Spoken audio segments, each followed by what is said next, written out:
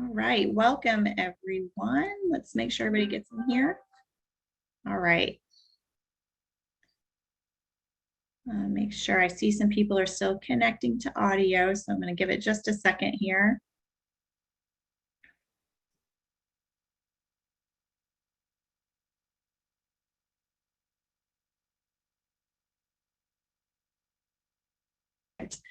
Okay, well, welcome everyone. My name is Carrie Pope, and I'm the managing director here with the Physicians Society of Central Florida. I'm excited that we are co-hosting this webinar series with the Duval County Medical Society, as well as the Dade County Medical Association. So we're excited to bring this physician wellness webinar series to you today. Today, we're going to be hearing from Dr. David Chesire. He is a psychologist, associate professor of surgery with the University of Florida College of Medicine in Jacksonville, and director of the Center for Healthy Minds in Practice, or CHAMP. He received his MS in clinical psychology at Illinois State University in 1997 and his PhD in school psychology at Illinois State University in 2004. Prior to his current position with the University of Florida, he worked as a school psychologist in Duval County Public Schools for 5 years. Dr. Chesire is published in the areas of traumatic brain injury recovery, ethics in medicine, and physician well-being. He currently provides mental health counseling and coaching to employees at UF Health Jacksonville, and he regularly provides interviews with various media on hot button topic areas. We're excited to have him here with us today to talk about simplicity from chaos and some wellness strategies that work. Just a few little housekeeping items before we get started. We are going to be recording this webinar so that we can host it on our medical society websites as a resource for our members. And if you have any questions that come up during this webinar, please enter those in your chat box and we will do our best to answer them as many as possible at the conclusion of our webinar today. And with that, I think we're going to get started. Welcome, Dr. Chesire. We're excited to have you here with us today. Hi, thanks everybody. My name is Dave Chesire. I work up in Jacksonville, and I'm the director of a program here for physician well-being and mental health counseling and coaching. So I was invited today to spend about 30 minutes talking about wellness and to kick off the wellness webinar series. And so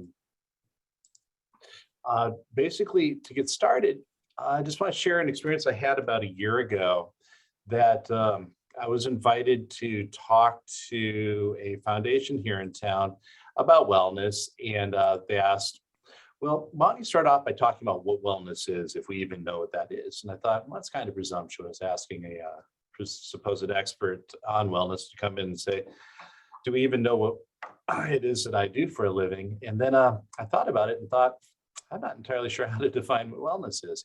So I talked to some of the folks over in our employee wellness department and basically said, how would we in a nutshell talk about what wellness is? And we thought about it for a while and realized this is one of those things that's similar to when the Supreme Court tackled pornography. We know it when we see it, but we have a hard time defining it. What we do know is, we live in a quick fix society, and wellness isn't exactly conducive to quick fixes. So the bad news is it requires lifestyle changes to get to a state of well-being. Good news is very little waiting. So let's talk about what we came up with, what wellness actually is. One of the things that got banted around a lot was this concept of balance, work-life balance. We talked a lot about work-life balance, and the problem with this way of thinking about balance is it assumes that everything at work is kind of really mundane and boring and troublesome, and we'd rather not be at work. And then everything at life is just rainbows and sunshine, and everything's going great at life. So if we could minimize work and maximize life, everything should be just fine. But the truth of the matter is, a lot of us enjoy work. A lot of us enjoy at least some of what we do for a living. And a lot of us in our lives have certain obligations and certain duties that may not be the most awesome thing in the world for us to do. For instance, many of us have children and we have to cart our kids around to various activities that may be inside town, far away, or even outside of town, outside of state. A lot of us are caring for aging parents, and we get into that sandwich generation. We have to do that. We have to pay bills, we have to do budgets, we have to pay mortgage, we have to do things like that. We have to do chores around the house. So when you start thinking about balance, the balance beam looks more like this. That we have all of these things that we're trying to balance over and beyond just to kind of keep everything above ground and defy gravity. And it can be really, really difficult.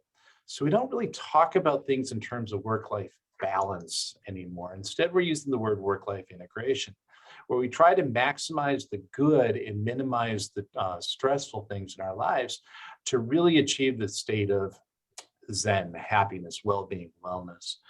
And so when we talk about what wellness actually is, let's get away from the term balance, start embracing the term integration. But really what wellness is, as far as the way I conceptualize it, is it's taking chaos, it's taking messy, it's taking a lot of stuff on our desk and simplifying it. It's trying to get rid of the background noise and focus on the here and now. For those of you who have taken trainings in or are familiar with the concept of mindfulness, that's really what mindfulness is. It's trying to take all the noise, all the distractions, all that stuff that gets in our way of being in the moment and to focus on the here and now. And so what I wanted to do today is I want to share a couple of activities, a couple of examples that we can do that will facilitate how we can get into this mindful stretch, how we can get into wellness, and really help us to just enjoy the stuff in life a bit more than maybe we already are. So to start with, I already mentioned the concept of mindfulness. And what mindfulness at its heart is it's clipping off the time stream of the past and the present, past and the future, and being right here in the present. It's not being bothered by recurrent thoughts of things that happened a while ago that have already happened, and no amount of stress or fretting about it's going to change that, or worrying about future events that haven't happened and may never happen, and yet we can still stress and worry and get anxiety about that. So mindfulness is about anchoring ourselves right here in the moment. And nothing really new under the sun. Thousands of years ago, we practiced transcendental meditation and things like that. And then the psychologists got on board and we started doing progressive relaxation and things like that. Mindfulness is really just the latest iteration of that, of tapping into these things that have worked for thousands of years already for us. So the first question there, what does it mean to be mindful? Being mindful is being in the present. Being mindful is not being bothered by the things from the past or memories that we have or trauma that we've encountered. Being mindful is not worrying or fretting about anxiety-provoking things about the future. Instead, mindfulness is just anchoring ourselves right here. And how does this capture into this concept of simplicity, of taking the complicated and getting into the moment? Well, breathing is one of the most basic things that we can do. And what we found is if we monitor our breathing, if we can teach ourselves to take long, slow, deep breaths, we can have all kinds of positive effects like lower blood pressure, like more mindful being. We can actually help our patients experience less pain, less anxiety, and really to embrace the moment. And so if we can kind of unclutter all of the business of the day, all of the stuff that comes with the year 2022, and just tap into our present breathing, we can really do a great deal of letting go of the things that are bothering us. I tell people all the time, if my clientele learns how to breathe, I'm out of a job, because so much of what we do is controlling our inner lives through breathing. And the easiest way that we have access to what's going on inside our skin is to monitor our breathing. In fact, we find that whenever somebody's encountering stress or danger or existential problems, they take shallow, rapid breaths. And this is a way of just oxygenating your system so that you have lots and lots of energy to be able to fight off that threat. And that worked for us 10,000 years ago.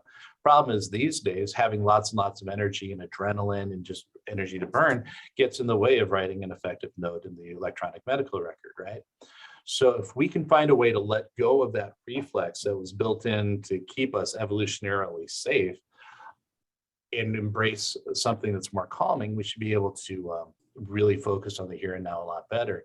Well, just as rapid, shallow breaths is a reflex associated with anxiety, long, slow, deep breaths is a reflex associated with relaxation. And our brain interprets it that way. This is one of the reasons that we yawn when we get tired, is a biofeedback loop to tell our brain, hey, we're going to be shutting down soon. Don't need all this energy. So what we want to do is we want to maximize that. So what I'm going to do is I'm going to give everybody who's listening 30 seconds. And what I'd like you to do is get comfortable in your chair or wherever you're at right now. I'd like you to close your eyes. And for the next 30 seconds, I'm going to stop talking. And I'd like for you to just focus in on taking long, slow, deep breaths. So for 30 seconds, your job is to take those long, slow, controlled deep breaths. And I'll let you know when that 30 seconds is up.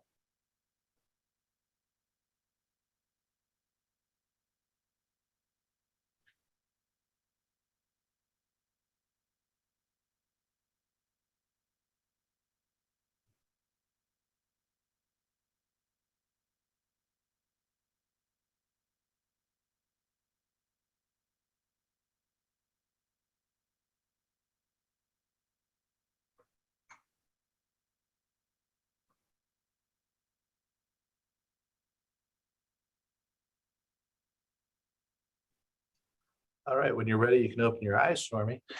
And hopefully you're feeling a little bit more rested, a little bit more mindful, a little bit less stressed, a little bit lighter. Maybe you don't have quite as much of the problems of the world on your shoulders.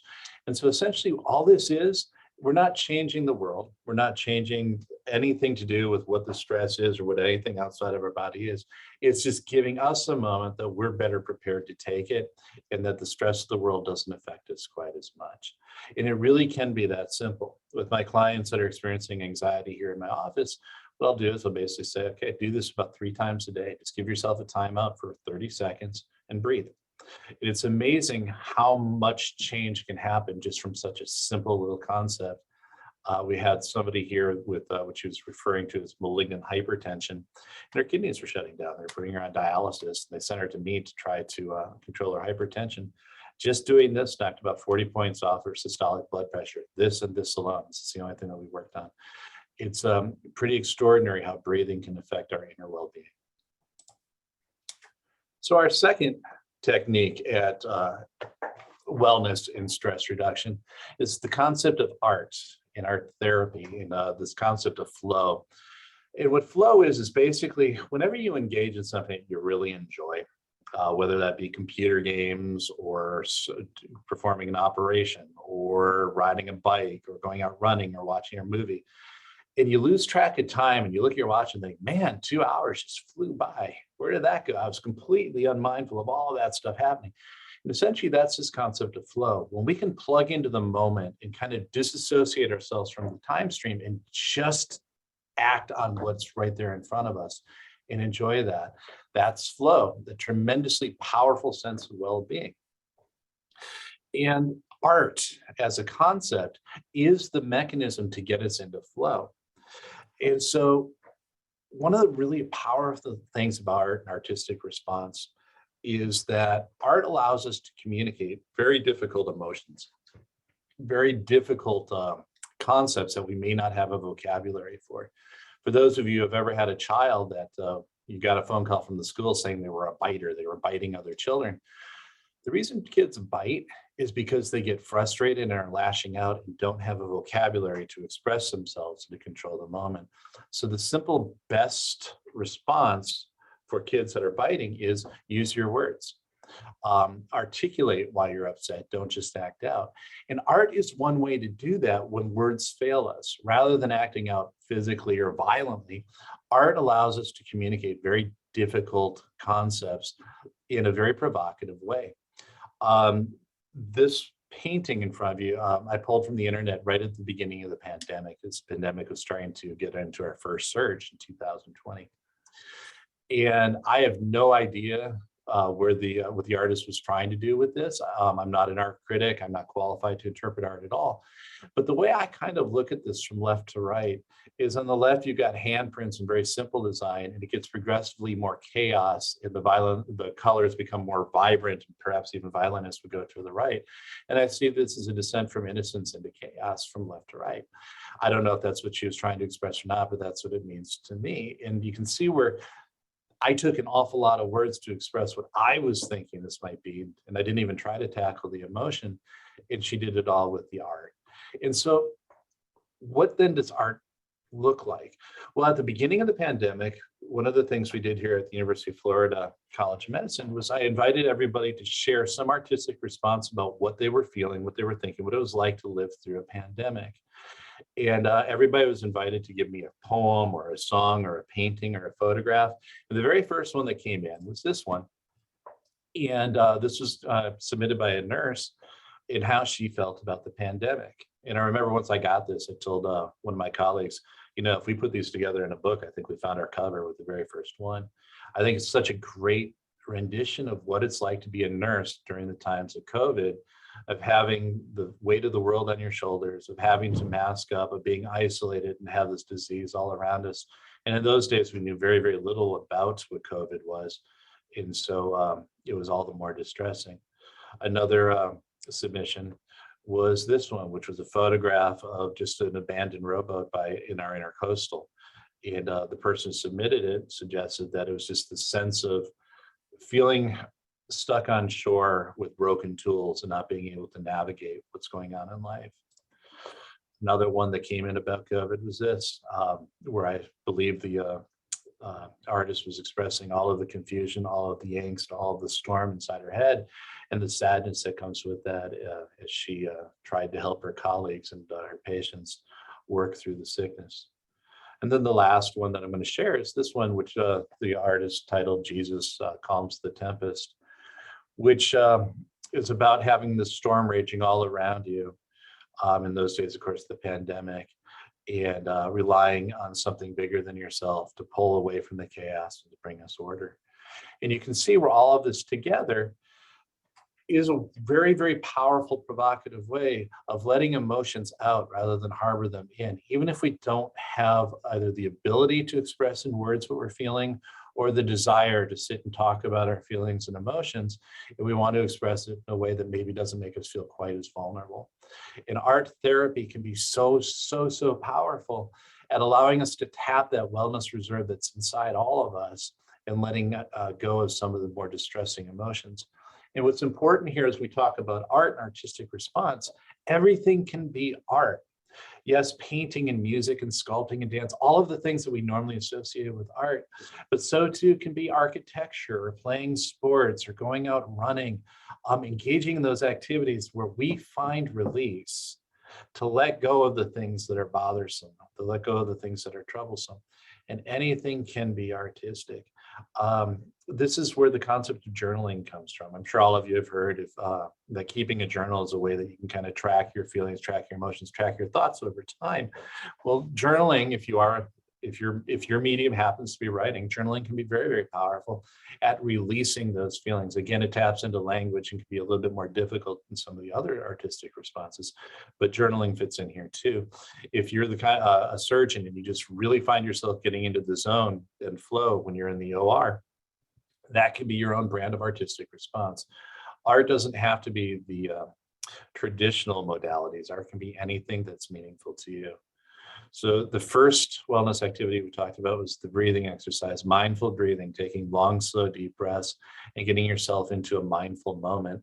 The next is art and tapping into artistic response. And then the third one, and the final one we're going to talk about today, is the concept of gratitude. Now, gratitude is basically one of those things that sounds like it comes out of a wellness curriculum that basically we need to express when we're happy about something or let people know when we value them. And that's true. What the research says about gratitude is if today you take a mindful approach and you decide, I'm going to let somebody know that I'm really happy with what they did, or that I'm happy that they're in my life, or I'm really grateful that I had the opportunity to get to know you. Thank you for coming to my office and giving me the opportunity to go on this journey with you. So you actually willfully do that. Well, you kind of pat yourself on the back today and think, I'm a pretty good person. I just expressed myself in a way that it bonded me with this other person. That's pretty good. But we actually find in the research is 1 week from right now, the person who practiced that gratitude reports a higher state of well-being than someone who did not practice gratitude. So the gains that we get by expressing gratitude are actually long-term. And so if we can practice expressing when we're feeling grateful and gracious, we can actually have very, very important changes in our overall well-being. And gratitude actually has a couple of components to it. Now, the very first one and the easiest one, the one that most of us are aware of, is just simply counting our blessings. The things that make our lives easier, that make our lives worth living, are the things that we really feel that we can plug into. You might be grateful that you're employed. You might be grateful that your family is healthy. You might be grateful that you have somebody to spend your life with. You might be grateful for your friends. You might be grateful for your pets. You might be grateful for your paycheck. When I presented on gratitude a little while ago with another psychologist, she had spent a lot of time in the Caribbean, and she said every morning she expresses gratitude about hot water because where she was in the Caribbean didn't have hot water. Gratitude is just the things that are easy to take for granted, and there's countless number of things out there, but plugging into what you're grateful for. Second part of gratitude is expressing that gratitude to each other. A lot of us forget to share positives and warm fuzzies with other people in our lives. We just assume that they know that we care about them, that we love them, that we value them, that we cherish them. But gratitude can actually be really powerful at building relationships. And so the second part of this gratitude is find other people and let them know what you're grateful for about them. If you're grateful for your clients coming to you because it gives you a sense of purpose and well-being, let them know that.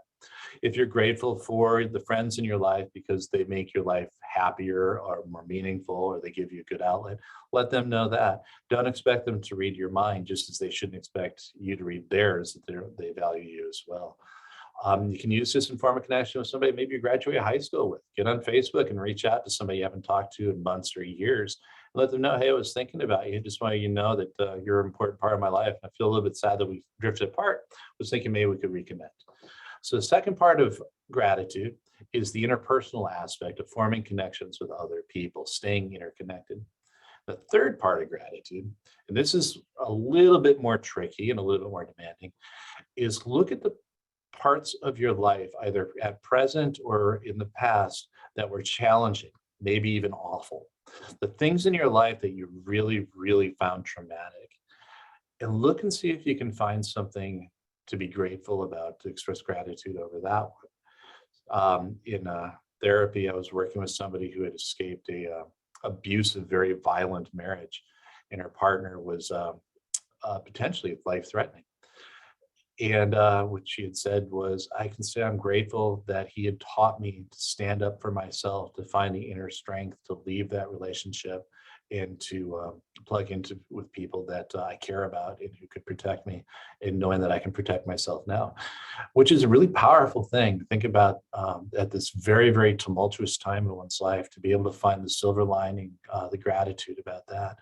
And every life lesson has something like that, no matter how bad we survived it. And there should be something there that we can take that made us a stronger person, that made us a better person.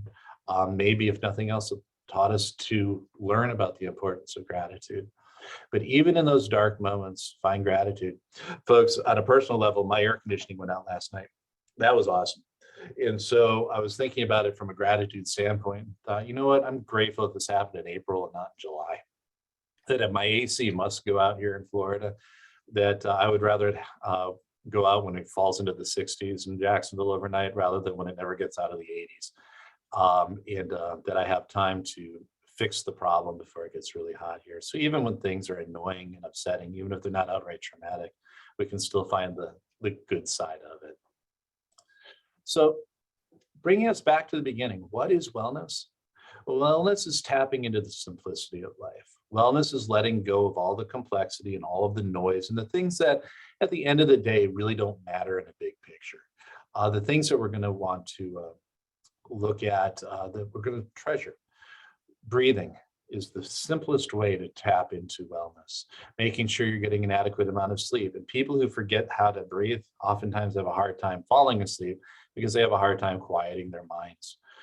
Socializing, staying connected, and then exercise or tapping into artistic response and just being grateful for the things that we have. And that to me, that's what wellness is. And if we practice these three things, finding the art in life that we can tap into, taking time to breathe, and focusing on what there is to be grateful for and to express gratitude, that to me is well-being, and it's the early steps in a pathway to wellness. So I want to thank everybody for taking the time to listen to me today. I appreciate being invited to talk with you all. I tried to keep a couple of minutes here at the end to take any questions. If you would like to drop a question into the chat, we can certainly field those. Thank you so much, Dr. Chesire. And one question that we did have that came in was, when would you recommend that someone use these tools? Is it better to stop as we're feeling the stress or anxiety, or is it better to wait until we have more time or calm to try utilizing these methods? What would you recommend? That's an excellent question. Thank you very much for raising it. The best time to practice a new skill is when you're not on the spotlight. And so if you want to be a great football player, the first game you play shouldn't be in the Super Bowl. We want to basically practice any new skill in low stress environments. And so retraining how to breathe, it's best to do that when you're relatively calm rather than waiting until a panic attack. Yeah, a panic attack by definition is you're having a hard time catching your breath because you're trying to get all that energy into your system. So mindful breathing will help, but we really want to make sure that we have a very solid skill set before we kind of are in that situation. So the best time to practice wellness, best time to give yourself the time out to breathe is when you're relatively calm anyway, and just take the time to practice it then. So when you really need it, the skill is already there and pretty shorn up. Fantastic. And I'm not seeing any other questions right at the moment. We'll leave the chat open here for a few more minutes just to see if any others. Oh, we have a hand up. There we go. Perfect. Here we go. Let me see if I can unmute you. There we go, Dr. Gupta. Hey, it was a very nice talk. And you have any tools for reducing anticipatory anxiety? You know, I know it is easier said to be leading a simple life, but there are things that we have to deal with. Are there some better way of reducing what you are anticipating, and some of them could be stressful situations? Sure. Great question. Thank you for bringing that up. So basically we're talking about, we know something's out there that we're going to have to deal with, and so we're anticipating it. It's causing anxiety right now. Now, the very first thing, like I talked about before, if we can pull back and let go of some of that anxiety, be mindful and in the present, that's part one. We want to do that, because what we tend to do as human beings is we make things worse inside our head than the reality actually is. So the dread that we feel in that anticipation is probably way beyond what the actual event is going to be. Now, having said that, mindfulness and being right here and not fretting about the future is not the same thing as saying, hey, don't make any plans. We still want to plan things in the future. So if you got a big trip coming up, you want to make sure you're packed and you have all your stuff ready to go before the day of the travel, right? And so we still want to plan, but we want to keep it reasonable. We want to make sure that we're planning without excessive anxiety. And when excessive anxiety starts to kind of burden us and crash down on us, the most natural thing in the world as people is we try to push those thoughts away. We try to say, I'm not thinking about this. I'm not going to do this. I'm not going to go there right now. Problem is, your brain isn't stupid. What your brain is basically saying is, hey, I've got all this stuff. I've got all this stuff that needs thinking about. You're not letting me do it. Come on. And so what it's going to do is it's going to wait for you to be vulnerable, like really tired or trying to fall asleep or in your dreams. And that's when it's going to attack you. And so what we want to do, rather than push upsetting thoughts or anxious thoughts away, is let's just go ahead and accept those anxious thoughts are going to be there. We're going to have to deal with them. But rather than focus on them, let them run through your head. So don't push them away, but don't gravitate and just focus on them at the same time. And while you're doing that, focus on breathing. So not pushing thoughts away, letting them run through your head, focus on breathing while that happens. And that's one way to try to quell some of the unpleasantness associated with anticipatory anxiety. Another thing I would suggest is go ahead and schedule worry time. Maybe if bedtime is 10 o'clock in the evening, I know I get chuckles from some of the doctors about that, but if bedtime is 10 o'clock in the evening, maybe at 9, from 9 to 9:30, you just get yourself into a quiet space where you allow yourself to worry. You allow yourself to fret. You allow yourself to be anxious. And by scheduling that time, at 10 o'clock or 9:30, however long you want it to be, we're going to shut it down. And I can think about this again tomorrow. But by scheduling the time, that gives you a certain amount of control over the troublesome thoughts and the fretting and the anticipatory anxiety. And control is really what this is about. You take back the control, and then you basically, after your worry time, put it in a box, put it under your bed, put a ribbon on it, come back to it tomorrow. Great. Thank you very much. That was good. Yes, absolutely. All good points. Well, thank you so much, Dr. Cheshire, for all these tools that you've brought to us today and great tips, and we really appreciate it.